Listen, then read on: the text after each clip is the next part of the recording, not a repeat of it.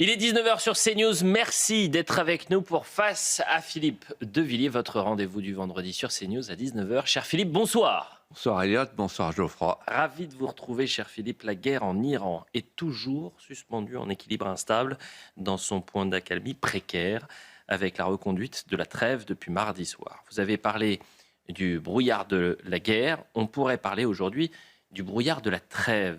Il paraît difficile à ce stade d'anticiper les issues possibles de la confrontation. On a pu lire ce vendredi un papier très intéressant dans les colonnes du Figaro, c'était à la une du Figaro d'ailleurs. La guerre d'Iran fragilise la présidence de Donald Trump. Philippe Devilliers, quel est votre sentiment sur ces 2 mois de guerre et quelles leçons peut-on en tirer pour l'avenir du monde? Je crois que nous assistons à la fin du mythe de la puissance américaine. Le mythe de l'hyperpuissance militaire et stratégique. D'abord parce que chacun peut voir que les objectifs de guerre dont nous avions parlé, qui étaient ceux de l'Amérique, n'ont pas été atteints.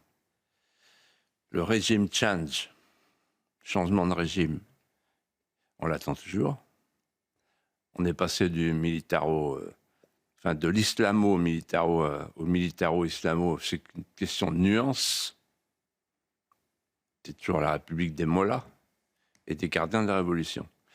Ensuite, la révolte populaire n'a pas eu lieu. Et enfin, l'anéantissement du nucléaire. On joue à Colin-Maillard pour chercher les 450 kilos qui se promènent entre les montagnes et les souterrains, et on ne les a pas trouvés, apparemment, puisqu'on les cherche encore. Voilà pour les objectifs de guerre. Ensuite, plus grave, le Kriegspiel d'une guerre courte a échoué.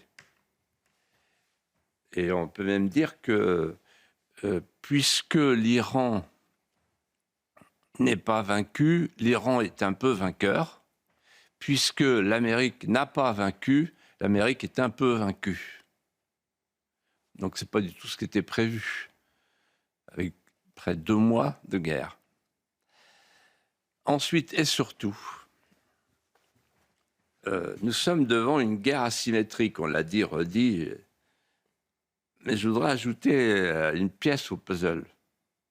C'est que dans cette guerre asymétrique, on a vu apparaître les Khorram et Khorram-Char, les fameux missiles qu'on n'attendait pas, bricolés par les ingénieurs, les 130 000 ingénieurs iraniens, qui font mal aux missiles patriotes, qui sont de moins en moins nombreux pour les intercepter. Ensuite, il y a les fameux drones Shahed, mais il y a une troisième arme à laquelle personne n'avait pensé, c'est le détroit d'Ormuz. Et cette arme, c'est une bombe atomique. Pourquoi je dis c'est une bombe atomique? Pourquoi cette métaphore? Parce qu'en fait, quand vous avez la bombe atomique, vous tenez le monde en respect. Or, l'Iran tient le monde en respect, puisque l'Iran a dans sa main l'hypothèse d'une désintégration de l'économie mondiale. Et on voit bien en ce moment les conséquences, non seulement pour le carburant, mais aussi pour le kérosène, les engrais, l'hélium, etc., etc. Et donc, nous sommes dans une situation où l'Amérique ne sait plus quelle pièce y coudre devant cette guerre asymétrique. Mais j'ajoute l'essentiel. Non seulement l'Amérique a perdu ses alliés européens, j'allais dire ses vassaux. C'est la première fois que les vassaux ne se comportent pas comme des vassaux. Avec une Allemagne dont on va découvrir bientôt qu'elle est en train de réarmer avec une seule idée en tête, c'est de se venger de Stalingrad et de se retourner contre la Russie. Vous allez voir que l'Allemagne va être un vrai problème dans les années qui viennent. Il faudra qu'on en reparle. La fameuse Europe allemande. Et enfin, surtout, il y a le condominium Russie-Chine qui applique le mot de Talleyrand. Quand l'ennemi est dans l'erreur, il ne faut surtout pas l'interrompre. Talleyrand, repris par Napoléon. Et donc là, en fait, la Russie profite de la situation pour le pétrole, tranquillité ukrainienne, les regards sont ailleurs. Quant à la Chine, quand vous faites les comptes, la Chine, elle est l'interlocuteur de tous les pays du Golfe. Elle parle avec l'Iran, évidemment, dont elle est l'alliée, mais elle parle aussi avec Abu Dhabi, elle parle avec le Koweït, elle parle avec l'Arabie Saoudite, elle parle même avec Israël. La Chine parle avec tout le monde. Deuxièmement, elle déploie les routes de la soie pour acheminer les marchandises et les matières premières. La puissance de demain, c'est contrôler les flux. Elle fait tout pour contrôler les flux. Ensuite, elle contrôle les datas. C'est elle qui a installé la 5G en Arabie Saoudite. Et enfin, et surtout, elle fait payer le pétrole en monnaie chinoise et elle attire à elle tout le Moyen-Orient dans le sud global, dans les BRICS et dans la fameuse confédération de Shanghai. Et donc, en d'autres termes, la Chine est en train d'émerger comme une puissance concurrente de la zone dollar. Elle prépare la dédollarisation du monde par le sud global. Voilà ce qui est en train de se passer. Alors, il est évident que le président Trump, aujourd'hui, est devant deux échéances immédiates. La première, c'est au bout de 2 mois, il faut l'accord du Congrès pour continuer la guerre. Donc, c'est dans quelques jours. Que va faire le Congrès? Et deuxièmement, il a un rendez-vous avec le président chinois à Pékin à la mi-mai. Et donc, il est pressé. C'est pour ça qu'il explique qu'il n'est pas pressé. Mais il est pressé d'en finir avec une négociation, un semblant de négociation, pour pouvoir passer à autre chose. Voilà. Mais les historiens, dans 50 ans, retiendront le turning point, pour parler comme vous,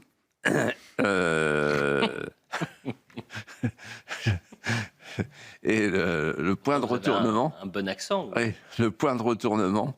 Je pense que la toute-puissance américaine, l'hyperpuissance de la République impériale, pour parler comme Raymond Aron, c'est fini. L'économie mondiale, Philippe de Villiers, fait justement face à un choc, et vous en avez parlé, conjoncturel, suite à la fermeture du détroit d'Ormuz. Les prix des hydrocarbures s'envolent, les Français se plaignent de ce qu'on pourrait appeler un véritable nœud coulon sur le pouvoir d'achat. CNews, d'ailleurs, hier, a proposé un documentaire inédit sur ces Français qui travaillent, mais ne parviennent pas à joindre les deux bouts, Philippe de Villiers. Marine, par exemple, et on va le découvrir ensemble, travaille dans un bar à salade en Alsace. Elle est maman de 2 enfants. Elle gagne moins de 900 € par mois et elle ne peut plus faire le plein. Illustration de cette France qui est à l'euro près. Anaïs, c'est encore des couverts à laver. Je me dépêche parce que l'heure, elle tourne. Il est 14h30. Marine termine sa journée de travail. Avant de récupérer ses enfants à la garderie, elle fait les courses avec son nouveau compagnon. Et j'achète pas beaucoup de trucs. Calculatrice en main, Ok. chaque euro compte. Donc là, faut pas que je dépasse 20 € en général. Donc là, je suis à 20,86. Elle traque les prix et renonce à de nombreux plaisirs pour faire passer ses enfants avant tout. À mes enfants, je fais des repas. Et moi, le soir, je prends juste des trucs pas trop chers, genre pain de mie, jambon, tu vois. Le moment qu'on adore, on va à la caisse. Non, mais aujourd'hui, c'était une journée angoissante. Je suis allée à la station et à la caisse. Donc là, 20 €, oui, je les dépasse un petit peu. 1,57 € en plus, mais bon, écoute, c'est comme ça que je te dis. Merci, mon patron. À bientôt, au revoir. Et quelques heures plus tôt, elle était allée à la station essence et elle voulait faire, non pas un plein, mais mettre 20 € d'essence. Et sa carte bleue a été refusée. Geoffroy Lejeune. Philippe, face à ces situations qui se multiplient pour de nombreux Français, comment jugez-vous la réponse du gouvernement et est-ce qu'elle vous paraît à la hauteur des enjeux? La réponse du gouvernement, elle me rappelle un mot que vous connaissez bien, qui est magnifique. Le mot de Gorbatchev avant de mourir, la France est le seul pays communiste qui a réussi. Et je vais essayer de vous le démontrer en quelques instants, en quelques phrases. Hélas, j'ai vu ce reportage hier soir sur CNews qui était splendide, remarquable, très émouvant, terrifiant. Aujourd'hui, la France est structurellement appauvrie. Dimanche soir, j'ai regardé votre émission, remarquable comme d'habitude. Vous aviez Marc Touati, le brillant économiste. Et il a dit ceci, qui résume tout. Emmanuel Macron a ajouté 1300 milliards à la dette publique. Pendant ce temps-là, on a fait 800 milliards de PIB. Vous faites la différence, 500 milliards. Tout est dit. Et pendant ce temps-là, on a une charge de la dette, qui est un budget en soi maintenant, qui est l'équivalent de l'éducation nationale. Je crois que c'est 64 milliards cette année. Et pendant ce temps-là, les charges de fonctionnement pour faire tourner la machine administrative ont augmenté de 24%. Bon. Je dis la France est structurellement appauvrie. Les Français sont structurellement appauvris. Et on peut prendre une métaphore que je connais bien pour l'avoir vécue. Pendant les 30 Glorieuses, le pouvoir d'achat doublait tous les 15 ans. Depuis les 30 Piteuses, pour parler comme Nicolas Bavrez, le pouvoir d'achat double tous les 80 ans. En d'autres termes, le pouvoir d'achat stagne ou régresse. En ce moment, il régresse, comme Marine l'a fait remarquer dans le reportage. Alors, vous me direz, c'est bien gentil tout ça, mais... alors, vous avez une solution? Oui. La solution, c'est de baisser les taxes et les impôts. Ça suppose qu'on sorte de l'Union européenne, puisque l'Union européenne nous interdit de baisser la TVA. Les Espagnols le savent. Ils ont essayé, ils ont été immédiatement repris par la Commission de Bruxelles. Mais bon, on peut dire à Bruxelles, mêle-toi de tes oignons, l'impératrice de la norme. On est chez nous. Donc, baisser la TVA. Alors, vous allez me dire, ah ouais, mais attendez, Philippe de Villiers, vous baissez la TVA, mais ça veut dire que vous amputez le budget de l'État et c'est pas une manière de desserrer le nœud coulant. Je réponds, bien sûr, vous avez raison. Pour pouvoir baisser les taxes et les impôts, c'est-à-dire rendre du pouvoir d'achat aux Français, il faut faire baisser les prélèvements, qui sont aujourd'hui de 47%. C'est du jamais vu, c'est l'Union soviétique. Et pour les faire baisser, il faut donc couper dans les dépenses. Et là, je voudrais m'offusquer devant vous et en appeler à tous les téléspectateurs auditeurs.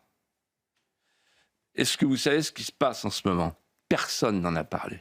Personne n'en a parlé. C'est dire à quel point la classe politique, la classe médiatique dans son ensemble a l'esprit obscurci et est dans la soumission. Hier, à Chypre, a été décidée la subvention pour l'Ukraine, 90 milliards d'euros. On nous parle de prêt, on sait très bien qu'il ne sera jamais remboursé. Ce n'est pas l'Ukraine qui va le rembourser, ce n'est pas la Russie qui va le rembourser. Et ça veut dire que pour les Français, c'est 17 milliards d'euros à débourser. C'est-à-dire qu'hier, pendant que Marine se plaignait en larmes parce qu'elle est au centime près, on a accordé 17 milliards d'euros à l'Ukraine. Nos hommes politiques, toutes tendances confondues, je dis bien toutes tendances confondues, ils sont d'accord là-dessus. C'est-à-dire qu'en fait, on aide les Ukrainiens avec 90 milliards, l'Europe, et pendant ce temps-là, nous, on crève. Deuxième source d'étonnement. Là encore, personne n'en parle. Personne. Je me suis penché sur le chiffre de la contribution nette de la France à l'Union européenne.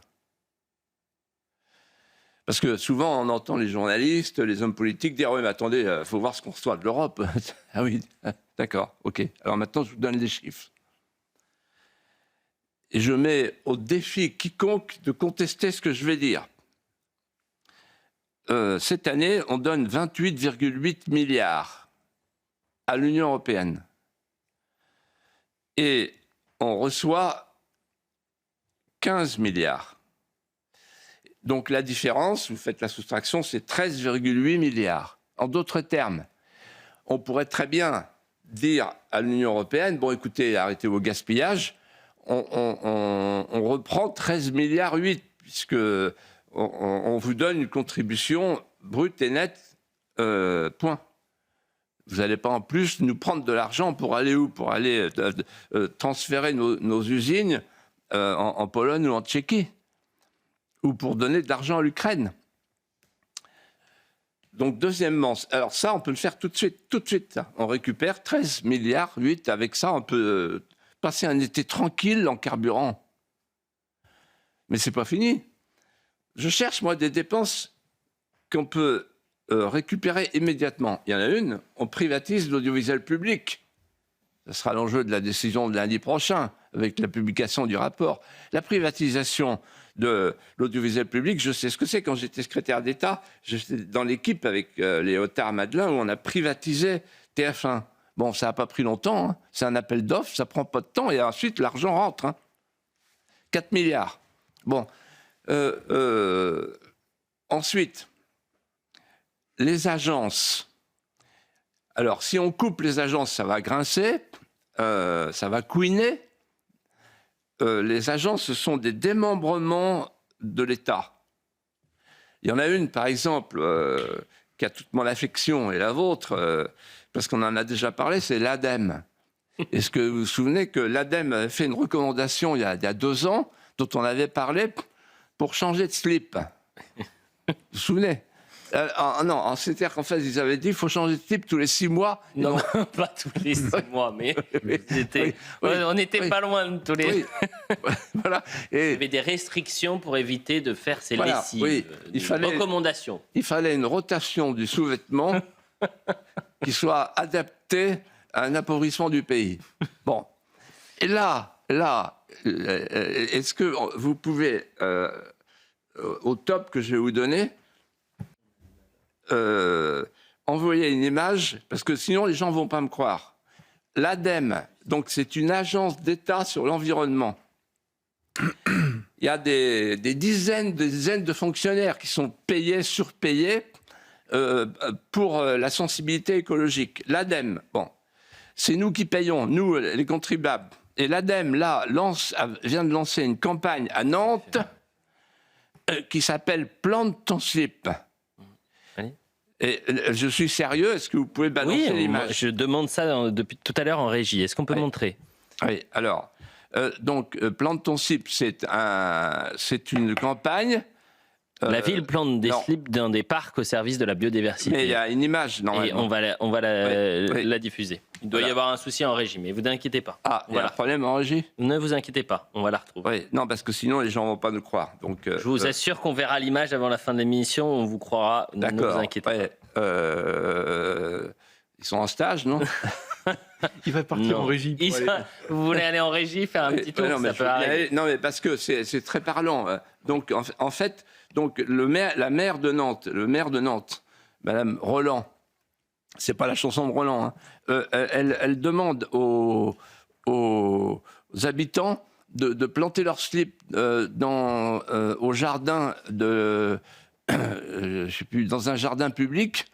Et dans 2 mois, on va retirer les slips pour montrer qu'ils sont sensibles à la sensibilité, à je sais pas quoi, aux microbes, etc. Voilà. Mais non, mais attends, c'est la nef des fous. Voilà. Bon, alors ensuite, c'est pas fini. Il y a un autre sujet que personne n'aborde sur aucune chaîne. C'est les pompes aspirantes de l'immigration. Parce que là aussi, on peut récupérer de l'argent tout de suite. Il suffit de couper les pompes aspirantes.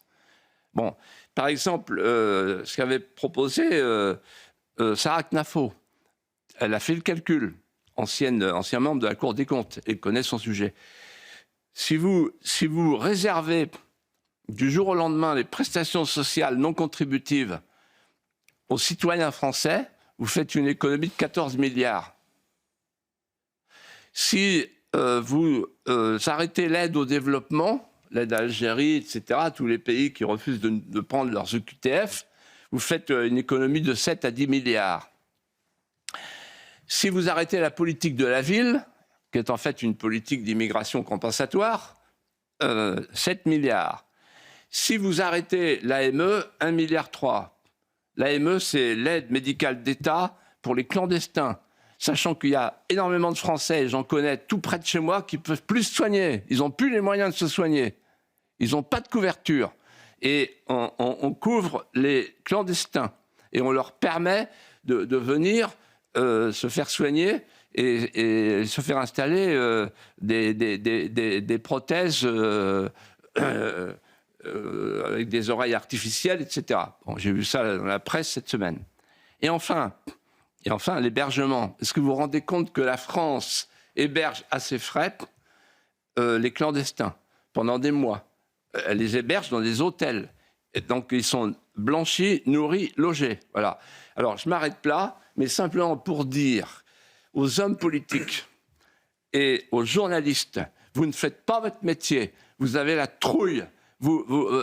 Parce que, en fait, tout le monde se maintient dans un ordre d'apparence. Vous voyez, tout le monde a peur, en fait. Tout le monde a peur des gilets jaunes, mais c'est pire que les gilets jaunes, ce qui va se passer. C'est un soulèvement, si on continue comme ça. Parce que, malheureusement, il n'y a pas assez de gens qui tirent la sonnette d'alarme comme moi, mais les gens, ils réfléchissent, ils voient bien la différence, ils voient bien ce qui est en train de se passer. Et je vais vous dire ce qui est en train de se passer, Elliot Geoffroy. Il y a une grande partie des Français qui voient son train de vie fixé par l'État. Vous avez 18 millions de retraités en France, 4 millions d'allocataires de minima sociaux. Vous avez 2 600 000 allocataires du chômage et vous avez 6 millions de fonctionnaires. Vous calculez, ça fait 52% des Français qui vivent éloignés de la société, de l'économie de marché et qui vivent de l'économie administrée. Voilà, tout est dit.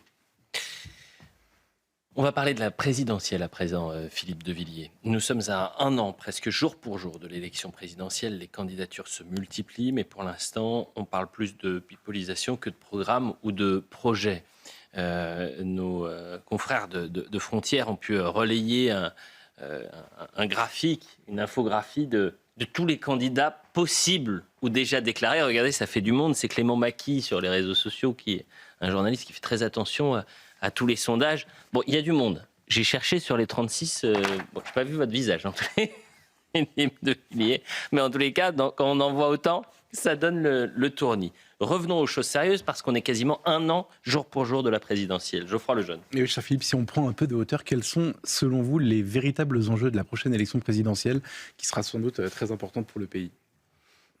Alors, c'est une question délicate à laquelle je vais essayer de répondre en me mettant à la bonne hauteur, parce que vous allez voir pulluler, derrière toutes les binettes qu'on vient de voir, vous allez voir pulluler des programmes, des projets, en fait, qui sont du domaine de l'épicerie. Et qui consistent, en fait, à regarder le blessé au bord de la route qui est dans le fossé, qui fait une hémorragie cérébrale, et à lui donner des cachets d'aspirine. un petit peu de paracétamol. Non, mais évidemment, le type ne peut pas s'en tirer. Donc là, on est sur quelque chose de très grave, sur une situation gravissime. J'ai souvent dit ici, le pronostic vital de la France est engagé. Donc, il faut faire 3 choses. 3 enjeux. Premier enjeu, il faut changer de modèle économique. Deuxième enjeu, il faut rapatrier la souveraineté, sinon on est mort. Troisième enjeu, il faut renouer avec la personnalité française. Alors, changer de modèle économique, qu'est-ce que ça veut dire? Chaque mot pèse lourd dans mon esprit. En fait, depuis 50 ans, les petits hommes gris de l'État profond, qui commandent tout, ont imposé à toutes les majorités politiques successives de droite et de gauche un nouveau modèle économique, un New Deal à la française, qui est établi sur 2 paradigmes. Le premier, c'est l'extension indéfinie de la sphère publique et de la dépense improductive. Et le deuxième, c'est le primat accordé à la consommation sur la production comme moteur de la croissance. Ce nouveau modèle économique a porté du fruit, comme la nuée porte l'orage, comme dirait Marx. Et le fruit, c'est évidemment la spirale de l'endettement, de la désertification, de la désindustrialisation, de la métropolisation, que sais-je encore. Donc il faut changer ce modèle, il faut le renverser. C'est-à-dire qu'il faut passer du primat de la consommation au primat de la production, tourner la société vers l'entrepreneur et non pas vers l'assisté. Passer de l'assistanat à l'artisanat. Avoir une économie productive, c'est-à-dire créer de la richesse avant de la redistribuer. Et si on fait cela, alors on fera baisser les prélèvements. Et si on fait baisser les prélèvements, on retrouve une situation qui n'est plus celle du collectivisme dans lequel on vit, mais celle d'une société de liberté, une société de liberté économique. Je vous raconte une anecdote que j'ai déjà racontée. Je dis ça parce que sinon, il y a des gens qui vont dire « Ah, il radote ». Mais elle a son importance. Quand j'étais sous-préfet de Vendôme, jeune sous-préfet de Vendôme, j'étais en relation avec le président de la République, qui était un de mes administrés, au château de Hoton. Et j'allais à Hoton de temps en temps. Et un jour, il m'a fait un cours d'économie qui était passionnant. Il m'a dit, vous savez, du temps du général de Gaulle, on était à 35 de prélèvements obligatoires. Moi, avec la crise pétrolière, je n'ai pas pu faire autrement que de creuser le premier déficit, mais j'estime que il faut que la France revienne à moins de 40% de prélèvements. Sinon, ça devient un pays collectiviste. Ça m'avait marqué. Et finalement, quand Mitterrand a quitté le pouvoir, on était à 43, etc., etc. Et avec Macron, le banquier, Macron, le flûtiste du Titanic, on est à 47. Et donc, il n'y a pas l'équivalent dans le monde. Il n'y a pas l'équivalent dans le monde.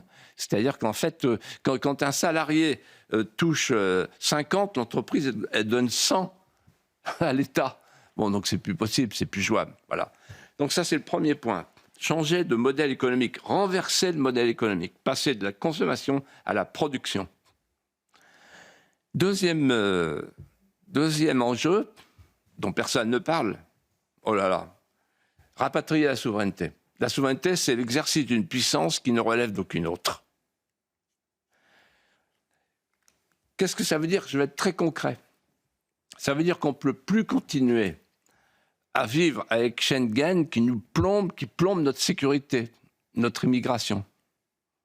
Qu'on fait à l'Espagne, ils arrivent chez nous. Les immigrés régularisés en Espagne. Aucun homme politique ne remet en cause Schengen.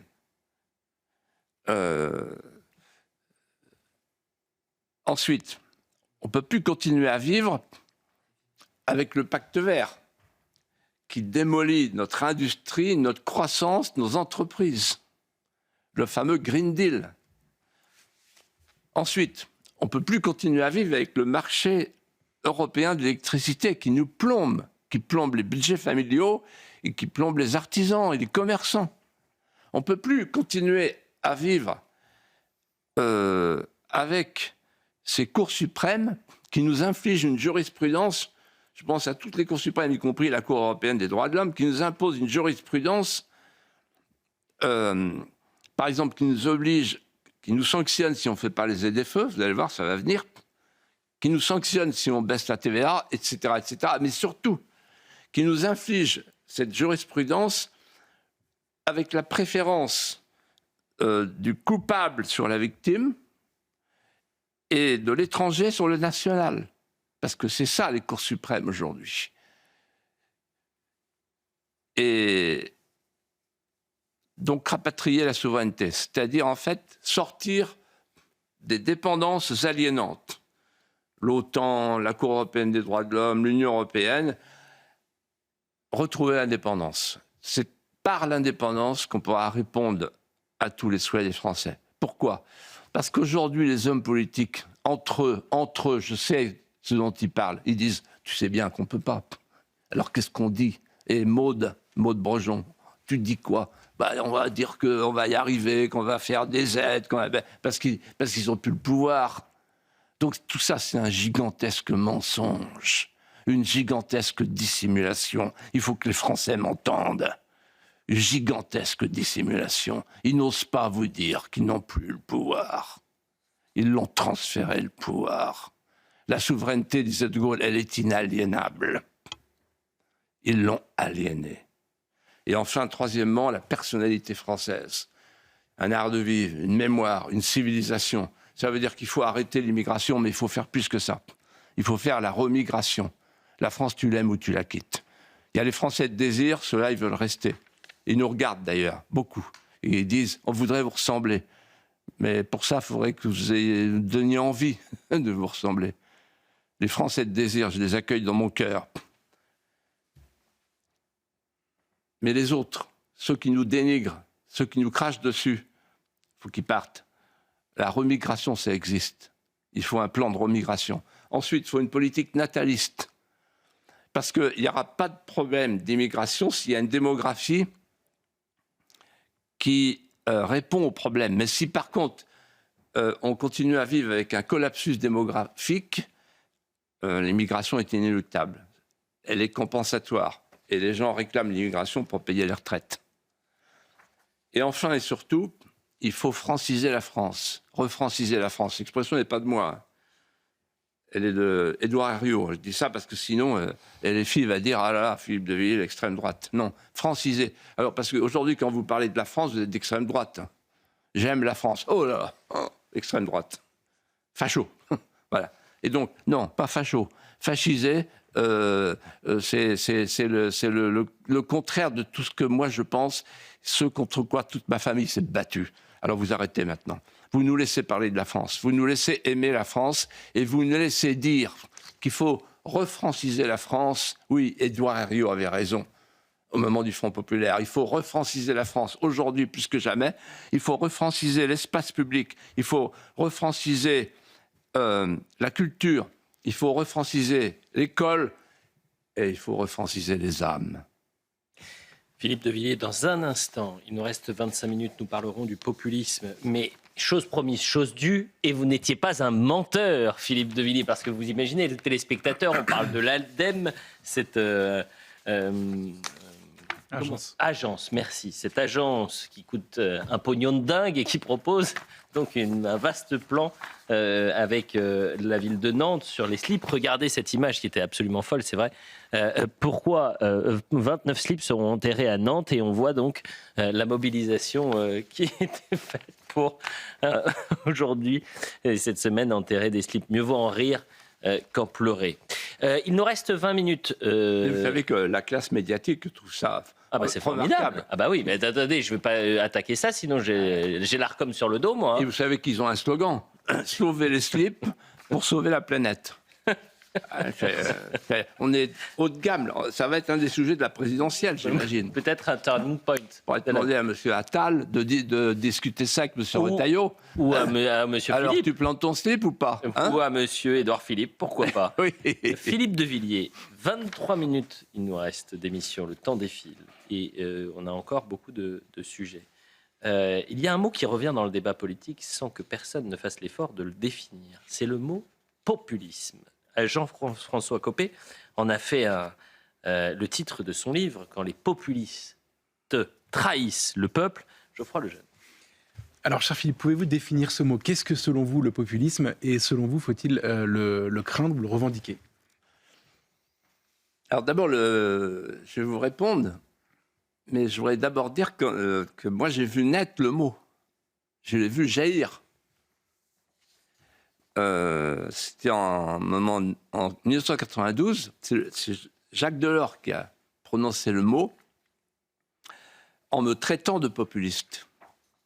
Donc, Vous êtes le premier populiste. Oui, il a été inventé pour vous. Oui, il a été inventé pour vous. oui, Ah oui. oui, Voilà. Donc on est avec un populiste là. Ouais. oui.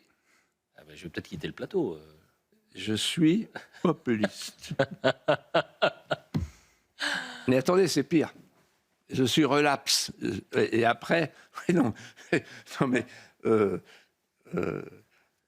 j'ai recommencé avec le traité constitutionnel, le référendum, et là, Alain Minc m'a pris à partie et il m'a dit « Vous êtes un populiste ». Et je dis « Et vous êtes quoi ?» Il dit « Je suis le cercle de la raison ». Il y avait donc les raisonnables et les déraisonnables. Les déraisonnables sont les populistes. Donc je me suis intéressé à ce mot et je vous remercie de me poser cette question parce qu'elle est d'actualité et c'est une question brûlante pour moi. Elle me brûle les chairs. Souvent je me dis, quand je prends ma douche, je suis populiste, mais qu'est-ce que ça donne de plus que les autres? Et pas la peine de rien. Moi je m'inquiète, hein, je Non, repars. mais là, vous perdez du temps et ensuite, on n'aura plus de temps pour les autres sujets. Bien sûr. C'est nous Ça va être notre faute, c'est nous qui parlons, évidemment. Allez-y, allez-y, monsieur Alors, le populiste. la définition du populisme. En fait, le populisme, c'est le cri d'un peuple qui ne veut pas mourir. Un peuple qui se sent spolié de son outil de travail. Les usines partent dans les pays à bas salaire, qui se sent spolié de sa mémoire, de son identité, de ses paysages, avec les éoliennes, de ses voisinages. On ne reconnaît plus l'endroit où on habite. Vous voyez ce que je veux dire? Un peuple qui se sent exilé. Le pire exil, c'est pas d'être arraché de son pays, mais d'y vivre et de ne plus rien y reconnaître de ce qui nous a fait grandir et de ce qui nous a fait l'aimer. Voilà. Et donc, on est dans un face-à-face avec le peuple dépossédé et les élites qui ont fait sécession. Les élites qui sont protégées par des digicodes et des vigiles qui les mettent à l'abri. Les élites qui, en fait, embauchent des migrants à vélo irréguliers pour venir leur apporter les sushis avenue Foch et avenue de la Grande Armée, ou qui poussent, comme j'ai vu cet après-midi, qui embauchent des Ghanéennes pour promener les poussettes de leurs enfants avenue de Breteuil. Voilà. Et donc, pour ces gens-là, ils appellent ça les métiers en tension, la régularisation de ceux qui font la plonge dans les restaurants. Voilà. En fait, c'est une exploitation avec des nouveaux esclaves. Et donc, l'irrégularité est une norme d'entrée pour pouvoir faire vivre confortablement les élites mondialisées de l'avenue Foch. Voilà. Et en fait, quand ils croisent des pauvres, ils reprennent la phrase de Autant Lara dans la traversée de Paris. Salaud de pauvre. Vous voyez. En fait, on en est là. Voilà. Donc, en fait, et donc, ils guettent les pulsions du peuple en disant ouais, la marine là, qui gueule pour son centime d'essence, populiste. Vous voyez, les pulsions populistes. J'ai entendu ça encore ce matin, les pulsions populistes. Ah oui, le mec qui n'est pas content, le transporteur qui n'est pas content, le pêcheur qui n'est pas content parce qu'il ne peut plus vivre, il ne peut plus attraper le poisson parce qu'il ne peut plus aller en mer, il n'a plus de carburant. Pulsion populiste. Voilà. Alors, en fait, il y a des peuples qui ont un tel appétit de vivre qu'ils se saignent pour écrire en lettres de sang leur avenir contre les temps qui sont durs. Et puis vous avez des peuples, parfois, qui tombent dans l'indolence et qui refusent l'idée du pélican offrant son cœur à ses enfants pour leur survie au nid d'altitude. Et moi, il y a longtemps que j'ai eu l'intuition que le peuple français perdait pied. En fait, on nous a expliqué pendant des années que la France avait un passé affreux, que l'histoire de nos aïeux était honteuse, qu'il fallait greffer une nouvelle mémoire sur l'ancienne mémoire. Et le peuple l'a accepté. Et moi, je l'ai refusé. J'ai refusé ce déni d'héritage, ce fut mon premier combat politique. Puis ensuite, on nous a expliqué que le peuple français était étriqué, que la France était trop petite, qu'il fallait faire une grande France, une Europe avec une super citoyenneté, avec une nouvelle démocratie renouvelée, c'est-à-dire consistant à donner le pouvoir à des gens nommés. Là aussi, je l'ai refusé. L'idée de dissoudre le peuple français, ce fut mon deuxième combat. Et puis le troisième combat, on nous a expliqué qu'il faut faire un Liban d'Occident, une société multiculturelle, avec une nouvelle harmonie, le vivre ensemble. Ah, le vivre ensemble. En fait, on change de peuple. C'est la nouvelle France. C'est mon troisième combat. Et donc, le populisme, c'est l'instinct d'un peuple qui ne veut pas mourir. Et ça a été le fruit et l'objet de votre avant-dernier ouvrage que j'ai entre les mains. Alors, pourquoi je l'ai, Populicide, entre les mains ? C'est parce que vous l'avez signé à ma demande, et j'ai l'esprit d'escalier, mais ça rejoint l'hommage que vous avez rendu aux Français de désir et l'hommage au peuple, puisque vous avez signé ces deux ouvrages à deux hommes, l'un qui est tchétchène, qui s'appelle Anzor, l'autre né au Mali, qui s'appelle Dédou, et qui vous suivent tous les vendredis, et qui m'ont interpellé en me disant « mais il faudrait plus de Philippe de Villiers, plus d'hommes politiques qui aiment la France, qui le clament, et qui n'ont pas peur de le dire. » Et ce sont deux personnalités, deux histoires profondément ancrées à la France d'aujourd'hui et qui adorent la France, qui n'oublient pas aussi leurs racines. Et donc, vous les avez signés ce vendredi, cher Philippe de Villiers. Et ils nous regardent attentivement, j'en suis certain. Donc, je les salue et je les embrasse chaleureusement. Je vous ai appelé, vous étiez ému quand je vous ai raconté cette histoire. Oui. Et je vous ai dit, c'est pas une. Alors pour le coup, c'est pas un conte, c'est réel. Voilà ce qui se passe quand on est interpellé. Heureusement qu'ils sont là, parce qu'ils vont rappeler aux Français de souche, qui ont tout perdu souvent, que la France est un grand pays. Philippe de Villiers, parlons littérature. Il nous reste 15 minutes. Le journal du dimanche a publié une tribune de Vincent Bolloré au sujet du départ de Grasset d'Olivier Nora, son directeur général, qui souhaitait publier le futur livre de Boualem-Sansal seulement à l'automne. Toute la presse mainstream s'est emparée du sujet. J'avais l'impression que qu'il y avait eu 1789 et qu'il y a eu la chute du mur de Berlin, et puis il y a eu le départ de Monsieur Nora. Je crois qu'on a une revue de presse, mais limitée, parce que vraiment, on n'avait pas le temps de tout mettre. Du Nouvel Obs, en passant par Libération, l'Humanité, j'aurais pu vous citer France Inter, France Info, bref, tout le monde. Et cette semaine, on a pu entendre, et ça vous avait pensé à quelqu'un que vous connaissez bien, Solzhenitsyn, qui avait été interrogé par un certain Jean Daniel. Revoyons cette archive. Ma douleur et la douleur d'un certain nombre de mes amis. Le mot douleur n'est pas une inflation sémantique, c'est pas un excès de vocabulaire.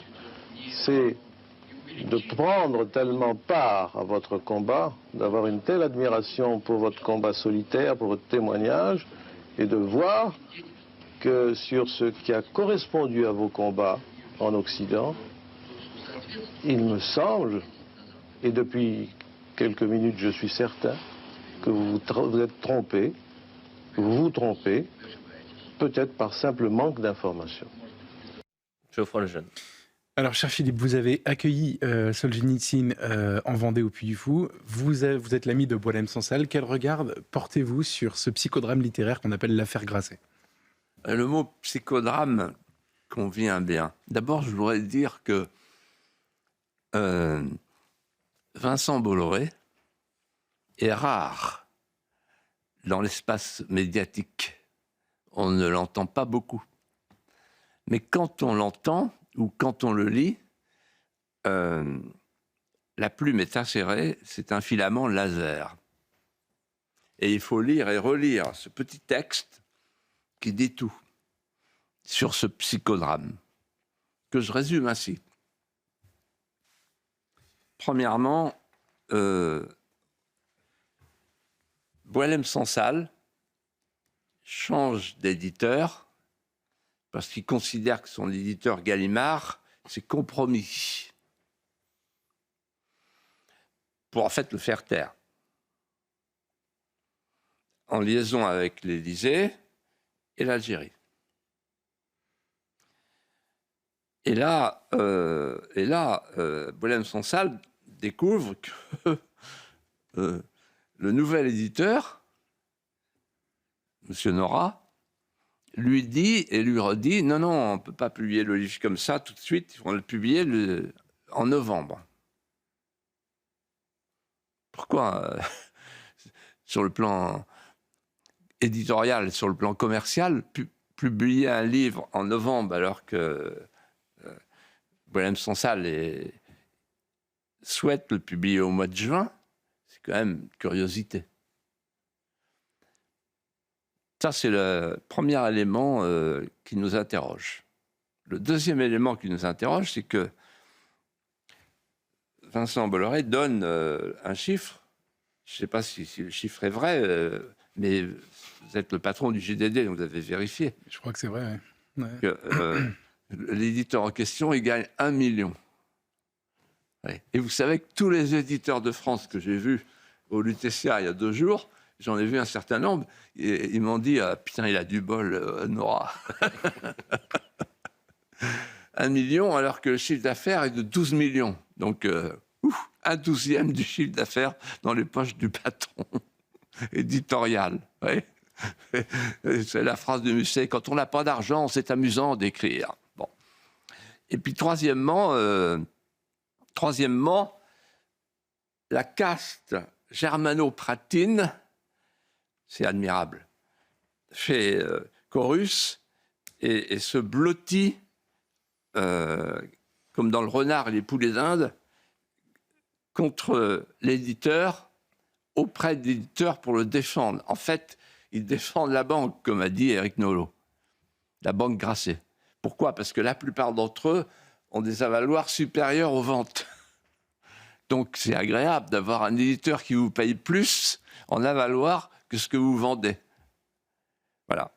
Alors maintenant, allons au fond des choses. Vous avez montré une archive incroyable du débat entre Solzhenitsyn, qui n'en revient pas. Il m'a raconté cette histoire, Solzhenitsyn. Il m'a dit, je n'en revenais pas. Avec Jean Daniel, qui, avec un aplomb remarquable, lui explique que vous vous trompez. Ah bon ? Et en fait, il y a un parallèle à faire entre Solzhenitsyn et Boualem-Sansal, que je fais en quelques phrases. Premièrement, ce sont 2 écrivains célèbres. 2 écrivains qui ont eu tous les prix. Solzhenitsyn a eu le prix de la littérature, le prix Nobel de la littérature, et Boualem-Sansal a eu le grand prix de l'Académie française. Donc dire que Sansal n'est pas un écrivain, c'est un peu exagéré, il a eu tous les prix. Bon. Mais ce ne sont pas que 2 écrivains, ce sont 2 écrivains qui ont été emprisonnés. Deuxième point commun. L'un a été emprisonné dans les geôles soviétiques, on a appelé le goulag, il a appelé le goulag, et l'autre dans les geôles algériennes. Donc ils ont souffert. Et tous les 2, en prison, ils ont eu un cancer. Et tous les 2, leur famille pensait que c'était fini. Ils s'en sont sortis miraculeusement. Troisièmement, ce sont des écrivains prisonniers qui sont des prophètes. Solzhenitsyn a prophétisé que le communisme était une désespérance de toute l'humanité et un danger majeur, un danger totalitaire par excellence. Et Boualem-Sansal a parlé de l'autre communisme, l'islamisme, un danger pour toute l'humanité et spécialement pour la France. Et c'est là qu'arrive le quatrième caractère commun, ce sont deux parias. À partir du moment où Solzhenitsyn a dit haut et clair que le communisme était un danger pour l'homme et pour l'humanité, il a été vilipendé par la gauche française. Jean Daniel, Nouvel Observateur, en disant non, c'est pas possible, il va trop loin. Et il l'appelait le moujik mystique. Et pareil pour Boualem Sansal. Boualem Sansal, tant qu'il était un écrivain algérien, on disait ah, quel écrivain. Et maintenant qu'on dit écrivain français, voilà. Alors Boualem Sansal, en fait, c'est un amoureux de la langue française. C'est la preuve qu'on peut rentrer, quand on est français de désir, qu'on peut rentrer en France par la porte de la langue. Et je ne sais pas si vous vous souvenez de la photo que vous avez faite à la Rotonde. Et à un moment donné, il s'est arrêté et comme ça, il dit « Ah, la langue française ». 3 fois. Voilà, la langue française. Pour lui, la langue, c'est tout. Voilà. Et c'est un résistant. Je vous rappelle un fait qui apparaîtra dans son livre, mais qui m'a beaucoup marqué. Il m'a dit, tu comprends, il voulait me traiter comme un otage. Et j'aurais été libéré. Mais j'ai envoyé une lettre. J'ai dit, je ne veux pas être traité comme un otage. Non, moi, je suis un combattant. Je ne veux pas être libéré. Moi, je vais être libéré comme un combattant, pas comme un otage. Ça a de la gueule, quand même. Voilà, Sansal. Français de désir. Kamel Daoud aussi a été condamné cette semaine. Je constate que les médias qui se sont emparés du séisme grasset n'ont pas eu la même vivacité dans leurs plumes pour traiter de la condamnation de Kamel Daoud par le régime algérien tout au long de cette semaine. Il y a visiblement des combats qui intéressent plus que d'autres. Philippe de Villiers, puisque vous avez parlé du Lutetia, les gens se sont dit mais qu'est-ce que c'est le Lutetia mercredi soir? Rapidement, cher Philippe, mais je voulais quand même le mentionner avec vous. Je l'ai vu cette semaine. D'ailleurs, je vous remercie de l'invitation. C'était vraiment une formidable soirée. Ah, moi aussi. Geoffroy était tellement heureux. On était touchés. Vraiment, on était touchés d'être avec vous vendredi soir. Ça nous a fait plaisir de recevoir ce carton d'invitation. Honnêtement, vraiment, donc on a découvert ça tous les deux. Ouais. L'un était en plateau, moi j'étais devant ma télévision. Mercredi soir au Lutetia, vous avez reçu un prix prestigieux, ainsi libellé, le prix spécial des Hussards, remis à Philippe de Villiers pour l'ensemble de son œuvre. Alors normalement, c'est après la mort des écrivains que l'on couronne ainsi pour l'ensemble de son œuvre. Vous, c'est finalement au grand jour. C'est en pleine force de l'âge. Qu'est-ce qui vous a poussé à écrire, Philippe de Villiers, vraiment en quelques secondes, quand on découvre ces images? En quelques secondes, c'est un cri d'angoisse. D'abord, parce que je suis hanté par la disparition du peuple auquel j'appartiens. Et donc, j'ai choisi de plonger ma plume dans la plaie d'une France tuméfiée, mais vivante. Et ensuite, un cri du cœur, parce que j'aime mon pays plus que tout, depuis ma plus tendre enfance. Et je me suis dit que, comme Ernest Lavis avec le roman national, il fallait qu'il y ait des gens qui prennent leur plume pour faire de nouvelles chansons de geste. Donc ma vie a été une chanson de geste. Eh bien, un grand merci Philippe de Villiers déjà pour l'invitation. Je réitère. Vraiment. Mais non, mais alors, c'est vraiment où c'était. On était heureux avec Geoffroy. Oui, il est déstabilisé. Vraiment sympa. Et le prix m'a été remis par quelqu'un que... Éric Nolot et Arnaud de Fontaine. Alors, le président du jury, c'est Éric Nolot, qui était un homme remarquable. Chaque parole qu'il prononce, c'était un trait d'esprit, ce que je lui ai dit. Bon. Il est tellement humble qu'il semblait gêné, mais enfin, c'est quand même quelqu'un de remarquable. Et puis, le prix m'a été remis par Arnaud de Puyfontaine, patron du Vindic, qui était un homme tout à fait remarquable. Et il y avait un parterre impressionnant. Ah bah oui. Moi, j'étais très intimidé, parce que je suis ni un auteur ni un écrivain. Mais pour un instant seulement, comme dit Jacques Brel, on m'a pris pour un écrivain.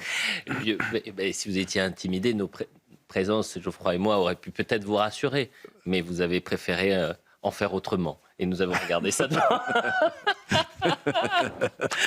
Philippe de Villiers, ayons un peu de sourire parce que vous souhaitiez impérativement terminer cette émission en rendant un hommage. Un hommage, et là, nous perdons évidemment cette joie de vivre puisque mardi au Liban, un hommage vibrant a été rendu au sergent-chef Florian Montorio, tombé au nom de la Finule au champ d'honneur. Que vous a inspiré cette cérémonie au Liban? Et il y a eu une autre cérémonie également à Montauban cette semaine, un hommage national. Alors en fait,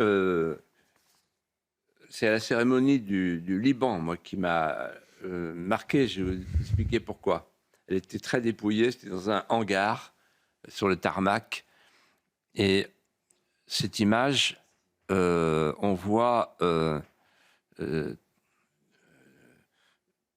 tous les officiers, sous-officiers, les soldats, les vétérans, les jeunes engagés, un détachement libanais qui sont au garde à vous et qui ont la gorge serrée, l'œil humide, tourné vers les trois couleurs du cercueil de la dépouille de leur frère d'armes qui est tombé au Liban. Et en regardant cette image, je songeais à 1983, le Drakkar. Je songeais à la France qui, depuis 50 ans, a offert 150 de ses enfants pour défendre le Liban. C'est dans le sillage sanglant des paras sacrifiés du Drakkar que le sergent-chef Florian Montorio a ajouté son nom à cette cohorte glorieuse de tous ceux qui l'ont précédé sur cette terre du Levant, liée à la France de manière indéfectible depuis des temps immémoriaux. Et là, soudain, on a vu la haie d'honneur qui s'est formée, et puis on a entendu un chant qui est monté doucement, grave, profond. Mon Dieu, donne-moi la tourmente. Mon Dieu, donne-moi la souffrance. Et puis la gloire au combat. Ce chant,